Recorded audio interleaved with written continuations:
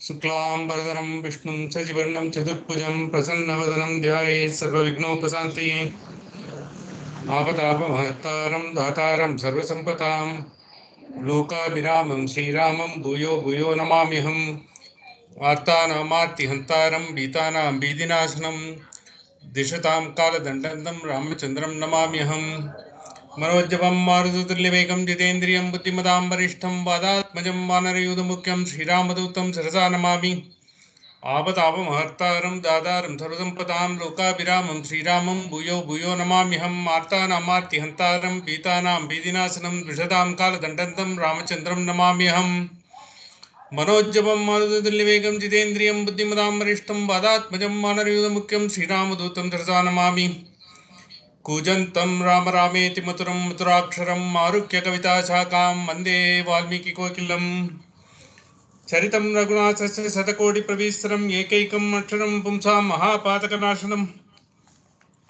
इति रामायणे आदिकाव्ये सुन्दरकाण्डे 37 सर्गः।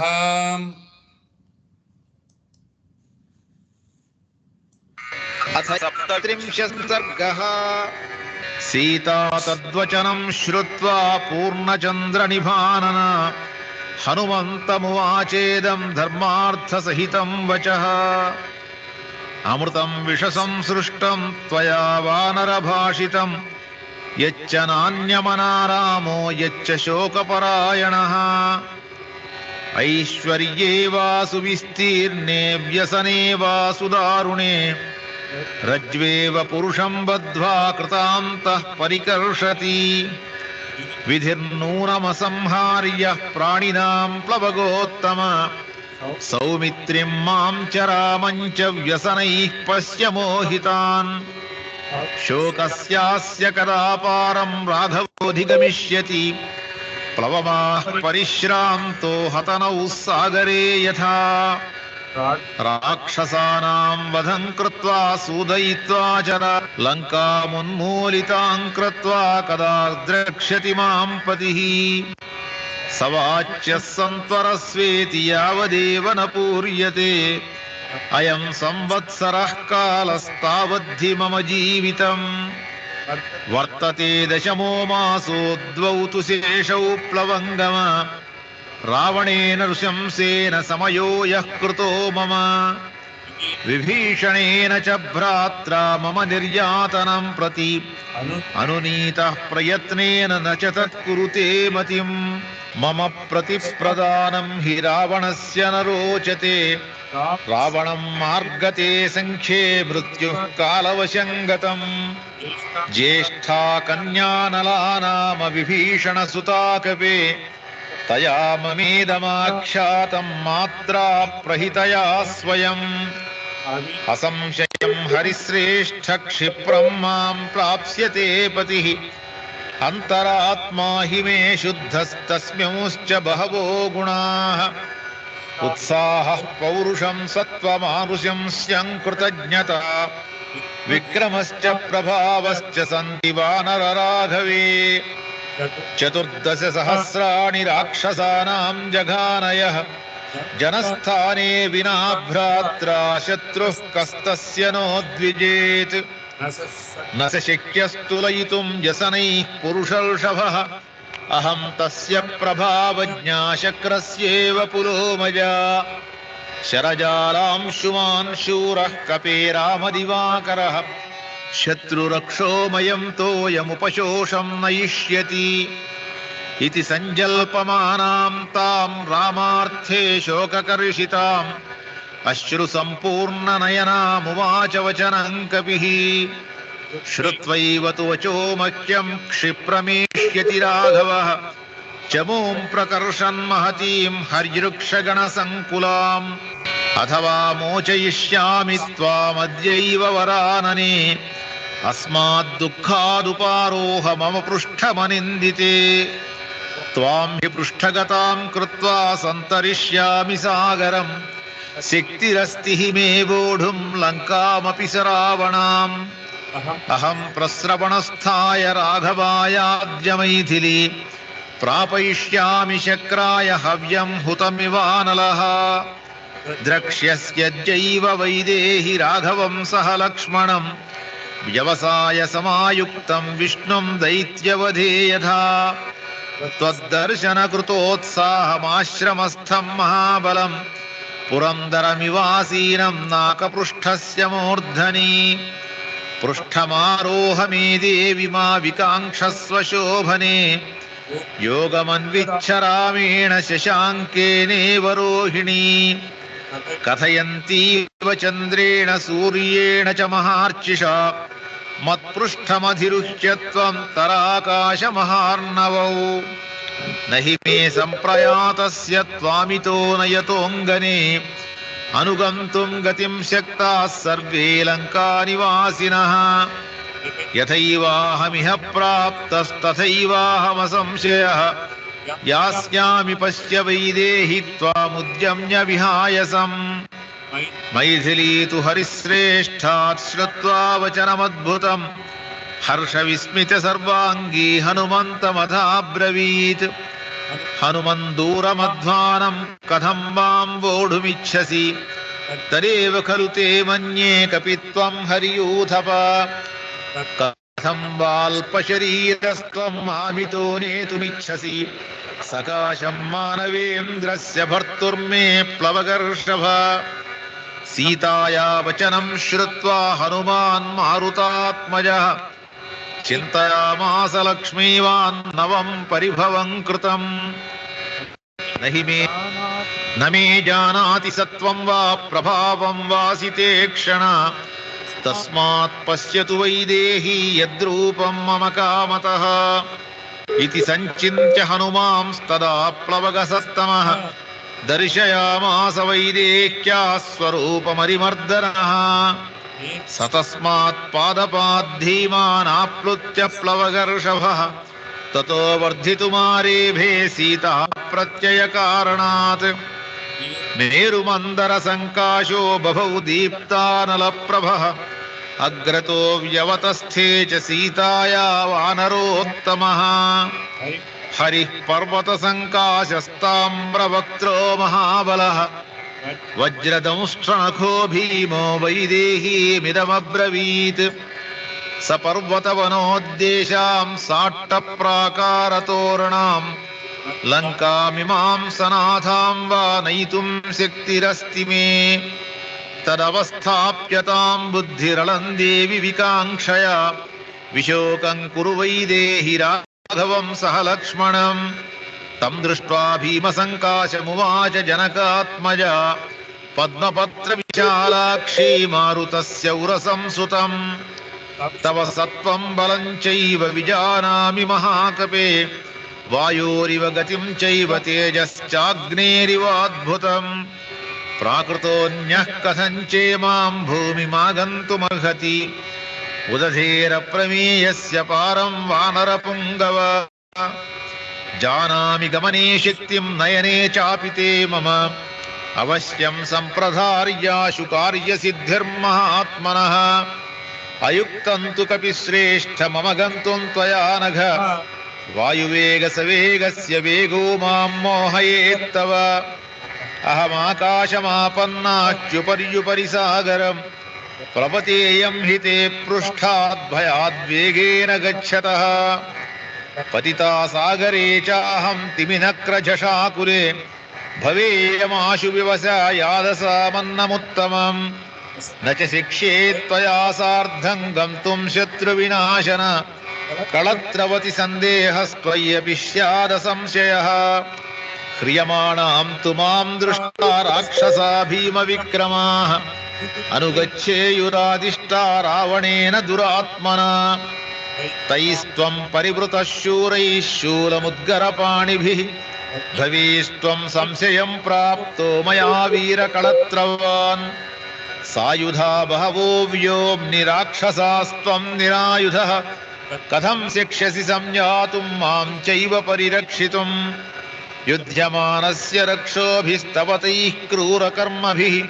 प्रपतेयं हि ते पृष्ठाद्भयार्ता कपिसत्तमा अथ रक्षांसि भीमानि महान्ति बलवन्ति च कथञ्चित् साम्पराये त्वां जयेयुः कपिसत्तम अथवा युध्यमानस्य पतेयं विमुखस्य ते पतिताञ्च गृहीत्वा मां नयेयुः पापराक्षसाः मां वा हरेयुस्त्वद्धस्ताद्विशेषेयुरथापि वा अव्यवस्थौ हि दृश्येते युद्धे जयपराजयौ अहं वापि विपद्येयं रक्षोभिरभितर्जिता त्वत्प्रयत्नो हरिश्रेष्ठ भवेन्निष्फल एव तु कामं त्वमपि पर्याप्तो निहन्तुं सर्वराक्षसान् राघवस्य यशो हि ये त्वयास्यस्तैस्तु राक्षसैः अथवादाय रक्षांसि न्यसेयुः संवृते हि मां यत्र ते नाभिजानीयुर्हरयो नापि राघवौ आरम्भस्तु मदर्थोऽयं ततस्तव निरर्थकः त्वया हि सह रामस्य महानागमने गुणः मयि जीवितमायत्तं राघवस्य महात्मनः भ्रातॄणाञ्च महाबाहो तव राजकुलस्य च तौ निराशौ मदर्थं तु शोकसन्तापकर्षितौ सह सर्वर्क्षहरिभिस्त्यक्ष्यतः प्राणसङ्ग्रहम् भर्तुर्भक्तिं पुरस्कृत्य रामादन्यस्य वानर न स्पृशामि शरीरं तु पुंसो वानरपुङ्गव यदहङ्गात्र संस्पर्शं रावणस्य बलाद्गत अनीशा किं करिष्यामि विनाथा विवशा सती यदि रामो दशग्रीवमिह हत्वा सबान्धवम् मामितो गृह्य गच्छेत तत्तस्य सदृशं भवेत् श्रुता हि दृष्टाश्च मया पराक्रमा महात्मनस्तस्य रणावमर्दिनः न देवगन्धर्वभुजङ्गराक्षसा भवन्ति रामेण समाहि संयुगे समीक्षतं संयति चित्रकार्मुकं महाबलं वासवतुल्यविक्रमम् सलक्ष्मणं को विषहेतराघवं हुताशनं दीप्तमिवानिलेरितम् सलक्ष्मणं राघवमाजिमर्दनं दिशागजं मत्तमिव व्यवस्थितम् सहेतको वानरमुख्यसंयुगे युगान्तसूर्यप्रतिमं शरार्चिषम् समे हरिश्रेष्ठ सलक्ष्मणं पतिं सयूथपं क्षिप्रमिहोपपादय चिराय रामं प्रतिशोककर्षितां कुरुष्व मां वानरमुख्यहर्षिताम् इत्यार्षे श्रीमद् रामायणे वाल्मीकीये सुन्दरकाण्डे 37 सर्गः।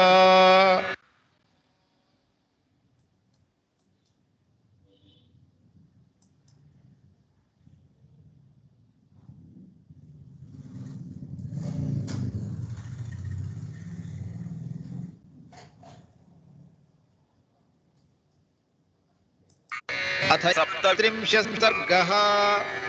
सीता तद्वचनं श्रुत्वा पूर्णचन्द्रनिभानन हनुमन्तमुवाचेदं धर्मार्थ। अथ 38 सर्गः। ततः स कपिशार्दूलस्तेन वाक्येन हर्षितः सीतामुवाच तच्छ्रुत्वा वाक्यं वाक्यविशारदः युक्तरूपं त्वया देवि भाषितं शुभदर्शने सदृशं स्त्रीस्वभावस्य साध्वीनां विनयस्य च स्त्रीत्वं न तु समर्थं हि सागरं यतिवर्तितुं मामधिष्ठाय विस्तीर्णं शतयोजनमायतम् द्वितीयं कारणं यच्च ब्रवीषि विनयान्विते रामादन्यस्य नार्हामि संस्पर्शमिति जानकी एतत्ते देवि सदृशं पत्न्यास्तस्य महात्मनः काह्यन्यात्वामृते देवि ब्रूयाद्वचनमीदृशम् श्रोष्यते चैव काकुत्स्थः सर्वं निरवशेषतः चेष्टितं यत्त्वया देवि भाषितं मम चाग्रतः कारणैर्बहुभिर्देवि रामप्रियचिकीर्षया स्नेहप्रस्कन्न मनसा मयैतत्समुदीरितम् लङ्काया दुष्प्रवेशत्वात् दुस्तरत्वान्महोदधेः सामर्थ्यादात्मनश्चैव मयैतत्समुदीरितम् इच्छामि त्वां समानेतुमद्यैव रघुबन्धुना गुरुस्नेहेन भक्त्या च नान्यथैतदुदाहृतम् यदि नोत्सहसे यातुं मया सार्धमनिन्दिते अभिज्ञानं प्रयच्छत्वं जानीयाद्राघवो हि तत् एवमुक्ता हनुमता सीता सुरसुतोपमा उवाच वचनं मन्दं बाष्पप्रग्रथिताक्षरम् इदं श्रेष्ठमभिज्ञानं ब्रूयास्त्वं तु मम प्रियं शैलस्य चित्रकूटस्य पादे पूर्वोत्तरे पुरा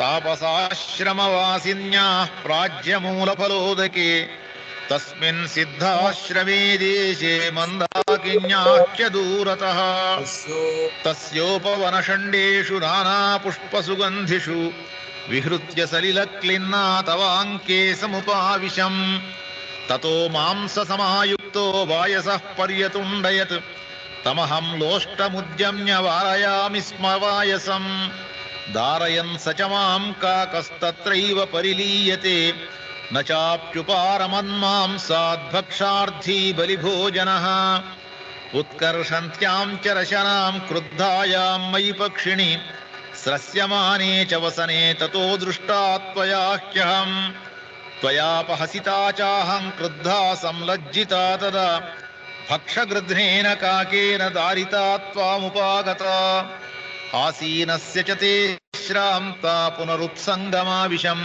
क्रुध्यन्ती च प्रहृष्टेन त्वयाहं परिसान्त्विता बाष्पपूर्णमुखी मन्दं चक्षुषी परिमार्जति लक्षिताहं त्वया नाथ वायसेन प्रकोपिता परिश्रमात् प्रसुप्ता च राघवाङ्केऽप्यहं चिरं पर्यायेण प्रसुप्तश्च ममाङ्के भरताग्रजः स तत्र पुनरेवाध वायसः समुपागमत् ततः सुप्तप्रबुद्धां मां रामस्याङ्कात् समुत्थितां वायसः सहसागम्य विददारस्तनान्तरे पुनः पुनरथोत्पत्य विददार समां भृशम् ततः समुक्षितो रामो मुक्तैः शोणितबिन्दुभिः वायसेन ततस्तेन बलवत्क्लिश्यमानया समया बोधितः श्रीमान् सुखसुप्तः परं तपः समां दृष्ट्वा महाबाहुर्वितुन्नां स्तनयोस्तदा आसीविषैव क्रुद्धस्व्यसन्वाक्यमभाषत केन तेनागनासोरुविक्षतं वै स्तनान्तरं कः क्रीडति सरोषेण पञ्चवक्त्रेण भोगिना वीक्षमाणस्ततस्तं वै वायसं समुदैक्षत नखैः सरुधिरैस्तीक्ष्णैर्मामेवाभिमुखं स्थितम् पुत्रः किल सशक्रस्य वायसः पततां वरः धरान्तरगतः शीघ्रं पवनस्य गतौ समः ततस्तस्मिन् महाबाहुः कोपसंवर्तिते क्षणः वायसे कृतवान् क्रूरां मतिं मतिमतां वरः सदर्भं संस्तराद्गृह्य ब्राह्मेणास्त्रेण योजयत् सदीप्तैव कालाग्निर्जज्वालाभिमुखो द्विजम् सतं प्रदीप्तं चिक्षेप दर्भं तं वायसं प्रति ततस्तं वायसं दर्भः सोऽम्बरेऽनुजगामः अनुसृष्टस्तदा काको जगाम विविधां गतिं लोककाम इमं लोकं सर्वं वै विचचारः स पित्रा च परित्यक्तः सुरैश्च समहर्षिभिः त्रीन् लोकान् सम्परिक्रम्य तमेव शरणं गतः सतं निपतितं भूमौ शरण्यस्य रणागतं वधार्कमपि काकुत्स्थः कृपया पर्यपालयत् न शर्म लब्ध्वा लोकेषु तमेव शरणं गतः परिद्यूनं विषण्णं च सतमायां तमब्रवीत् मोघं कर्तुं न शक्यं तु ब्राह्ममस्त्रं तदुच्यताम् हिनस्तु दक्षिणाक्षि त्वच्छरैश्चधसोऽब्रवीत् ततस्तस्याक्षिकाकस्य हिनस्ति स्म सदक्षिणम् दत्त्वा सदक्षिणं नेत्रं प्राणेभ्यः परिरक्षितः स रामाय नमस्कृत्य राज्ञे दशरथाय च विसृष्टस्तेन वीरेण प्रतिपेदे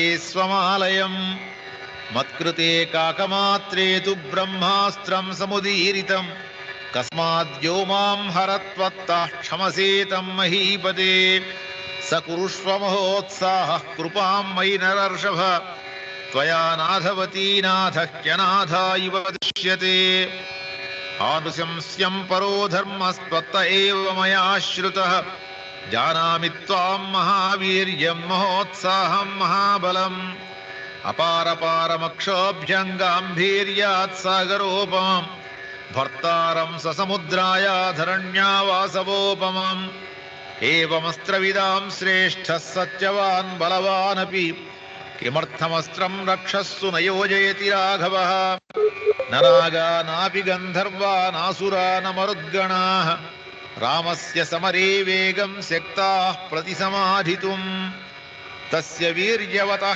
कश्चिद्यज्जस्ति मयि सम्भ्रमः किमर्थं न शरैस्तीक्ष्णैः क्षयं नयति राक्षसान् भ्रातुरादेशमादाय लक्ष्मणो वा परं तपः कस्य हेतोर्नवां वीरः परित्राति महाबलः यदि तौ पुरुषौ व्याघ्रौ वायुवग्निसमतेजसौ सुराणामपि दुर्धर्षौ किमर्थं मामुपेक्षतः ममैव दुष्कृतं किञ्चिन्महदस्ति न संशयः समर्थावपि तौ यन्मां नावेक्ष्येते परं तपौ वैदेह्यावचनं श्रुत्वा करुणं साश्रुभाषितम् अथाब्रवीन्महातेजा हनुमान् मारुतात्मजः त्वत्शोकविमुखो रामो देवि सत्येन मे शपे रामे दुःखाभिपन्ने च लक्ष्मणः परितप्यते कथञ्चिद्भवती दृष्टा न कालः परिशोचितुम् इमं मुहूर्तं दुःखानां द्रक्ष्यस्यन्तमनिन्दिते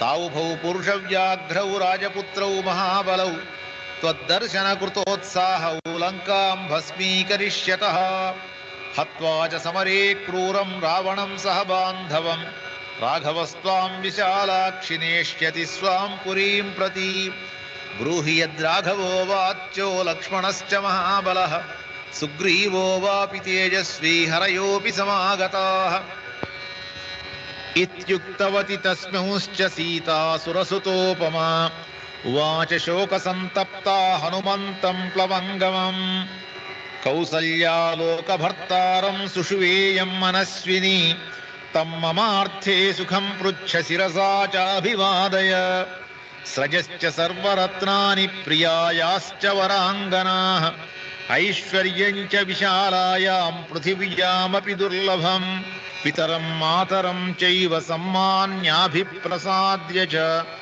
अनुप्रव्रजितो रामं सुमित्रायेन सुप्रजाः आनुकूल्येन धर्मात्मा त्यक्त्वा सुखमनुत्तमम् अनुगच्छति काकुत्स्थं भ्रातरं पालयन् वने सिंहस्कन्धो महाबाहुर्मनस्वी प्रियदर्शनः पितृवद्वर्तते रामे मातृवन्मां समाचरन् ह्रियमाणां तदा वीरो न तु मां वेद लक्ष्मणः वृद्धोपसेवी लक्ष्मीवान् त्यक्तो न बहुभाषिता राजपुत्रः प्रियश्रेष्ठः सदृशः श्वशुरस्य मे मम प्रियतरो नित्यं भ्राता रामस्य लक्ष्मणः नियुक्तो धुर्यस्यां तु तामुद्वहति वीर्यवान् यं दृष्ट्वा राघवो नैव वृत्तमार्यमनुस्मरेत् स ममार्थाय कुशलं वक्तव्यो वचनान् मम मृदुर्नित्यं शुचिर्दक्षः प्रियो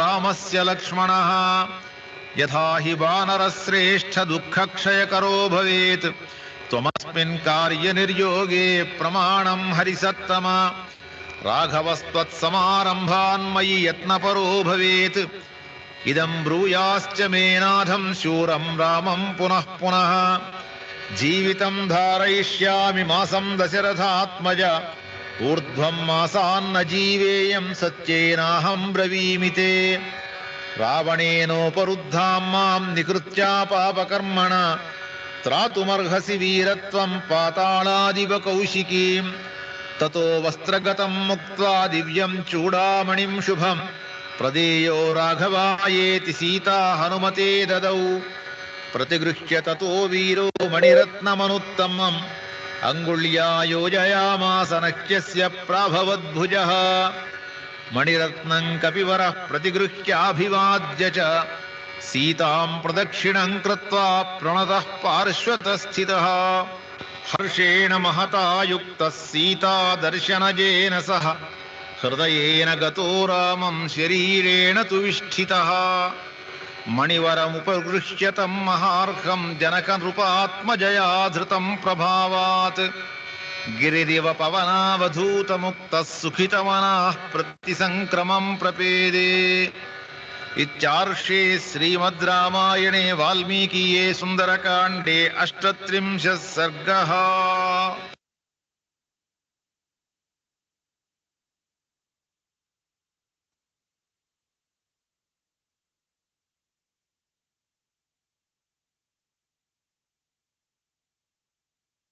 अथ 38 सर्गः।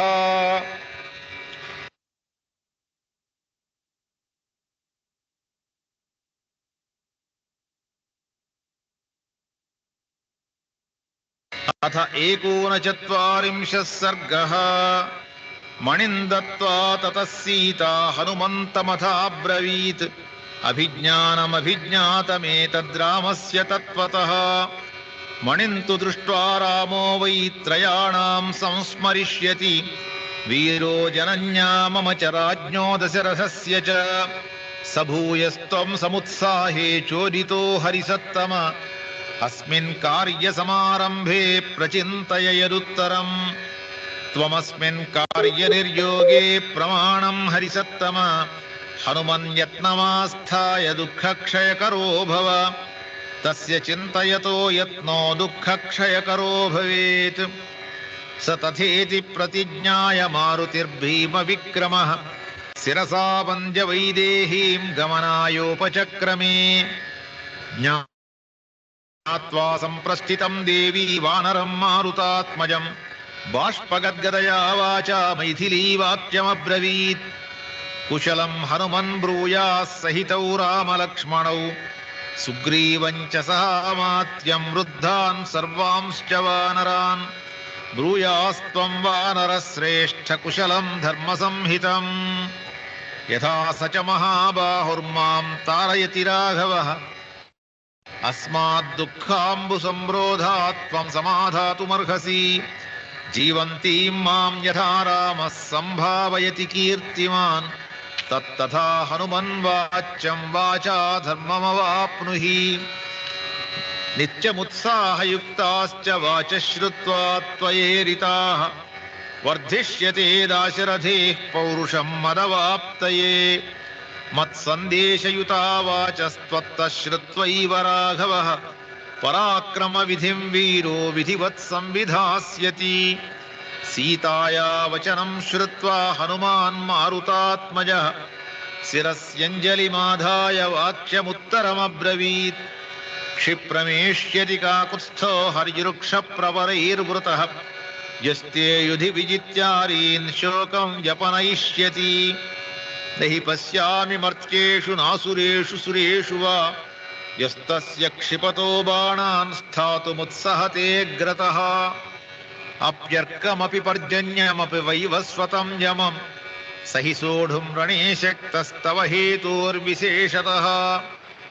स हि सागरपर्यन्तां महीं शासितुमीहते त्वन्निमित्तो हि रामस्य जयो जनकनन्दिनी। तस्य तद्वचनं श्रुत्वा सम्यक् सत्यं सुभाषितं जानकी बहुमेनेथ वचनं चेदमब्रवीत्। ततस्तं प्रस्थितं सीता वीक्षमाणा पुनः पुनः भर्तृस्नेहान्वितं वाक्यं सौहार्दादनुमानयत्। यदि वा मन्यसे वीरवसैकाहमरिन्दम कस्मिंश्चित् संवृतो देशे विश्रान्तस्यो गमिष्यसि। मम चेदल्पभाग्यायाः सान्निध्यात्तव वानर अस्य शोकस्य महतो मुहूर्तं मोक्षणं भवेत्।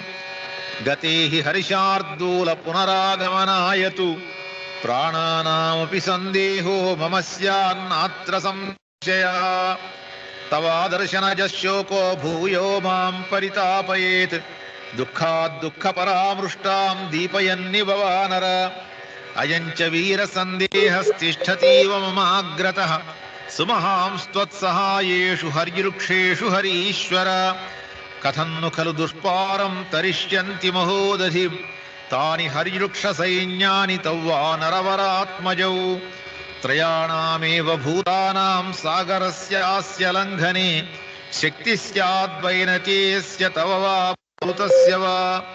तदस्मिन् कार्यनिर्योगे वीरैवं दुरतिक्रमे किं पश्यसि समाधानं त्वं हि कार्यविदां वरः काममस्य त्वमेवैकः कार्यस्य परिसाधने पर्याप्तः परवीरघ्नयशस्यस्ते फलोदयः बलैः समग्रैर्यदि मां रावणं जित्य संयुगे विजयी स्वपुरं जयायात् तत्तु मे स्याद्यशस्करम् शरैस्तु सङ्कुलां कृत्वा लङ्कां परबलार्दनः मां नयेद्यदि काकुत्स्थस्तत्तस्य सदृशं भवेत् तद्यथा तस्य विक्रान्तमनुरूपं महात्मनः भवेदाहवशूरस्य तथा त्वमुपपादय तदर्थोपहितं वाक्यं सहितं हेतुसंहितं निशम्य हनुमान् शेषं वाक्यमुत्तरमब्रवीत् देवि हर्यवृक्षसैन्यानामीश्वरः प्लवतां वरः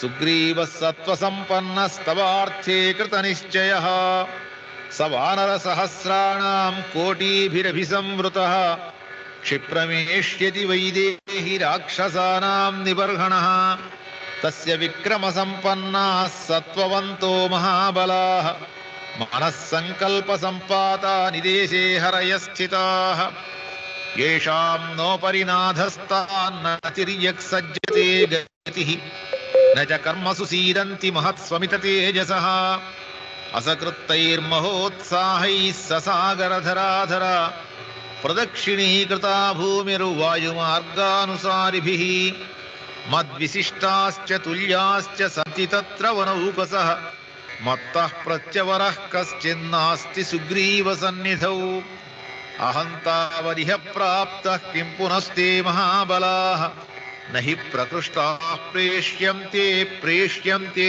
हीतरे जनाः तदलं परितापेन देवि शोको व्यपैतु ते एकोत्पातेन ते लङ्कामेष्यन्ति हरियूथपाः मम पृष्ठगतौ तौ च चन्द्रसूर्या विवोदितौ त्वत्सकाशं महासत्त्वौ नृसिंहावागमिष्यतः ततो वीरौ नरवरौ सहितौ रामलक्ष्मणौ आगम्य नगरीं लङ्कां सायकैर्विधमिष्यतः सगणं रावणं हत्वा राघवो रघुनन्दनः त्वामादाय वरारोहे स्वपुरं प्रति यास्यति तदाश्वसिः भद्रन्ते भवत्वं कालकाङ्क्षिणी न चिराद्रक्षसे रामं प्रज्वलन्तमिवानलम् निहते राक्षसेन्द्रेऽस्मिन् सपुत्रामात्यबान्धवे त्वं समेष्यसि रामेण शशाङ्केनेव रोहिणी क्षिप्रं त्वं देवि शोकस्य पारं यास्यसि मैथिली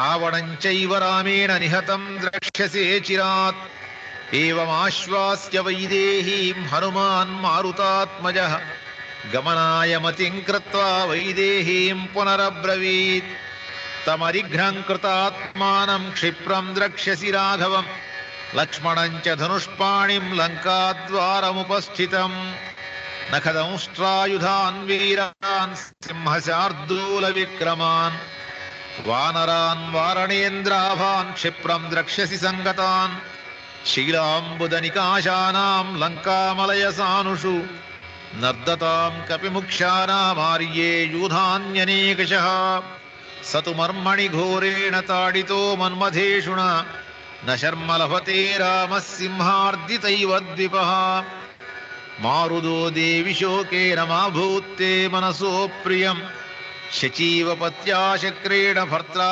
राधवती ह्यसि रामाद्विशिष्टः कोऽन्योऽस्ति कश्चित् सौमित्रिणा समः अग्निमारुतकल्पौ तौ भ्रातरौ तव संश्रयौ नास्म्यंश्चिरं वत्स्यसि देवि देशे रक्षो गणैरध्युषितेति रौद्रे न ते चिरादागमनं प्रियस्य क्षमस्व मत्सङ्गमकालमात्रम् इति श्रीमद्वाल्मीकिरामायणे आदिकाव्ये सुन्दरकाण्डे 39 सर्गः।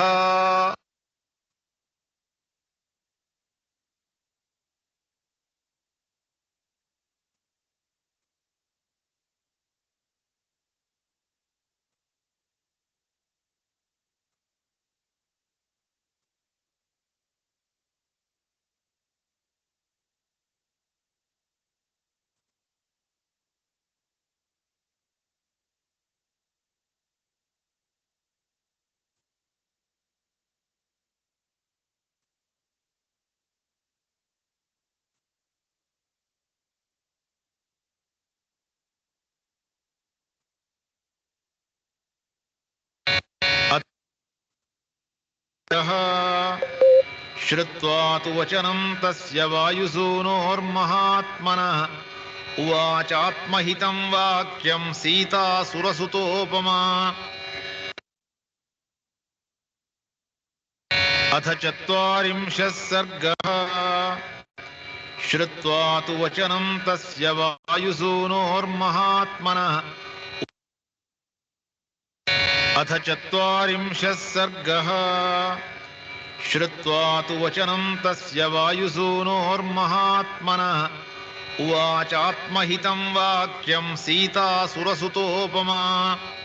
त्वां दृष्ट्वा प्रियवक्तारं सम्प्रहृष्यामि वानर अर्धसञ्जातसस्येव वृष्टिं प्राप्य वसुन्धरा।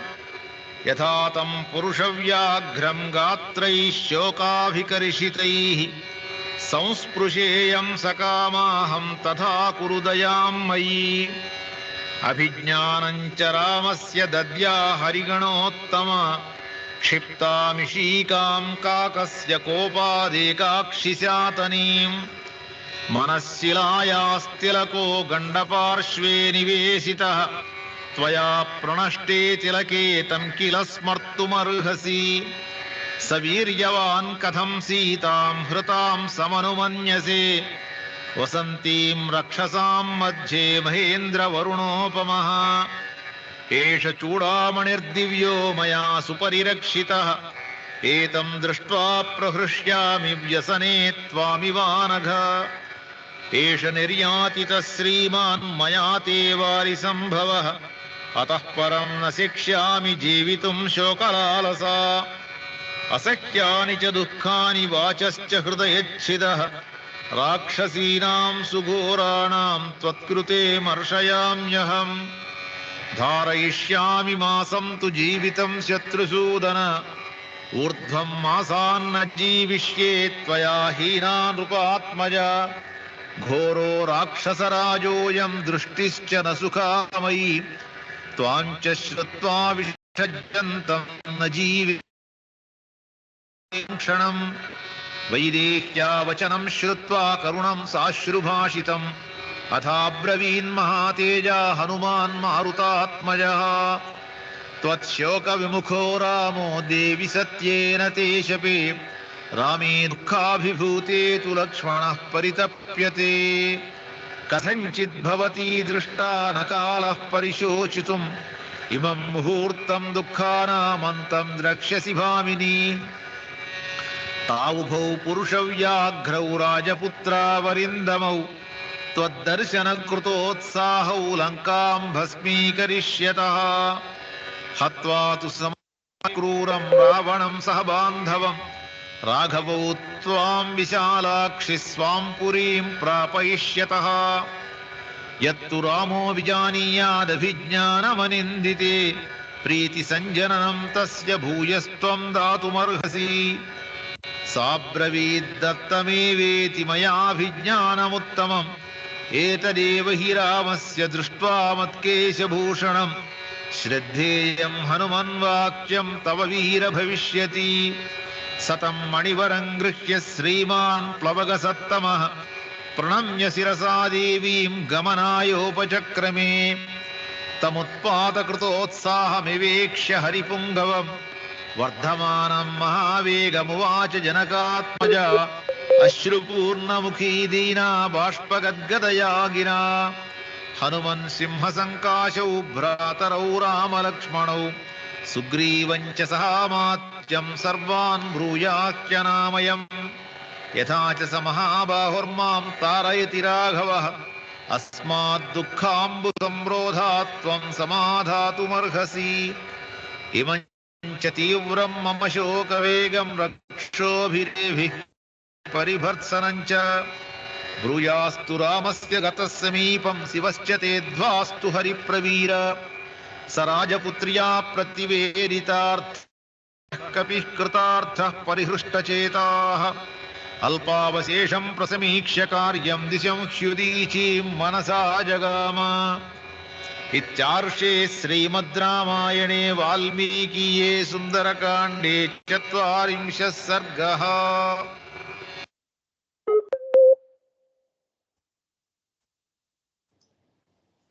स्वस्ति प्रजाप्त परिपालयन्तां न्यायेन मार्गेण महिंसा गोब्राह्मणेभ्यो शुभमस्तु नित्यं लोकाः समस्ताः सुखिनो भवन्तु काले वर्षतु पर्जन्यः पृथिवी तच्चालिनी तेषोऽयं शोभरहितो ब्राह्मणाः सन्तु निर्भयाः लाभस्तेषां जयस्तेषां कुतस्तेषां पराजयः येषां दिवर्ष्यामो हृदयस्थो जनार्दनः रामाय रामभद्राय रामचन्द्राय वेदसे रघुनाथाय नाथाय सीताय पतये नमः मंगलम कौसलेन्द्राय महनीय गुणाब्जे चक्रवर्ती तनुजाय सार्वभौमाय मंगलम कायेन वाचा मनसेन्द्रियैर् वा बुद्ध्यात्मना वा अनुष्कृते स्वभावात् करोमि यत्तत् सकलं परस्मै नारायणायेति समर्पयामि. Thank you.